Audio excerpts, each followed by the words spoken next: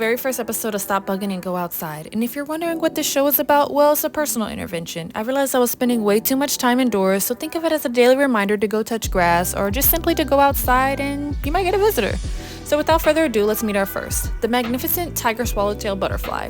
This beauty single-handedly inspired this show. He was chilling in my backyard, flying around, then he looped around me again, so naturally I had to follow him and I thought to record. Just look at him, so pretty. Next up we have the 5-line stink. Look at this guy. He's so big, so vibrant. He gave me a scare at first because, let's be honest, if you're not paying attention, he does look a little bit like a snake. But he's not. He's pretty, shiny, a little bit curious, a little bit shy. And he seemed to just like to sunbathe a little bit. So I got him at multiple times hiding and then coming back. Side note, a bee stared me down the same day I was recording this. I brought my grandma's plant outside. Then he literally started staring at me, looking at me like he wanted to fight. It was the strangest thing, but I took it as a cosmic sign from up above to keep moving forward. And maybe just to tend to my garden a little more and my plants as well. That bee meant business and it's just something that has not left my mind. So yeah, keep moving forward. Now for something a little more spicier. Meet the female Limonathe morator.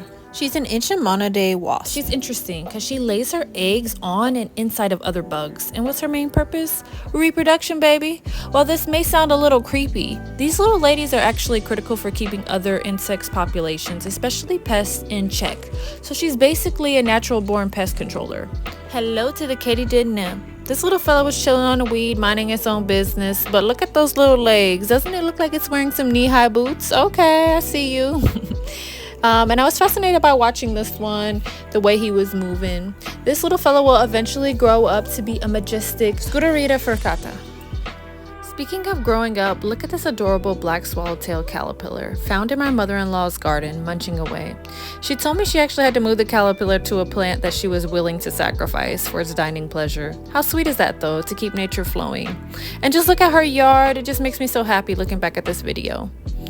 Alright, full disclosure, yes, my shoe was off. I was in the middle of another project, okay? But this little short-winged green grasshopper decided to use my shoe as a landing pad, and it actually was pretty cool because the contrast made him really pop. And here's another grasshopper for your viewing pleasure. I understand how they move, but doesn't it just look like this grasshopper is hugging the grass, just loving on the grass, living in a world of grass, which I guess makes sense, right? After all, it is a grasshopper, Last but not least, meet the Condylostylus patibulatus. Try saying that 5 times fast. I actually had to slow that down for this. This is a species of long-legged flies from the Diplychoporulae family. And what do these tiny titans eat? Well, they're basically nature's cleanup crew for mites, aphids, thrips, and even those pesky mosquitoes. Talk about a helpful little friend. As you can tell, he was having him a little snack right here. And that's gonna wrap up this episode of Stop Buggin and Go Outside. I hope you had as much fun meeting these little tiny creatures as I did. And do not come for me for these words of these bugs. I try my best. What kind of amazing bugs have you spotted lately? Let me know in the comments, and maybe, just maybe, go outside and find your own visitor of the day. See you next time.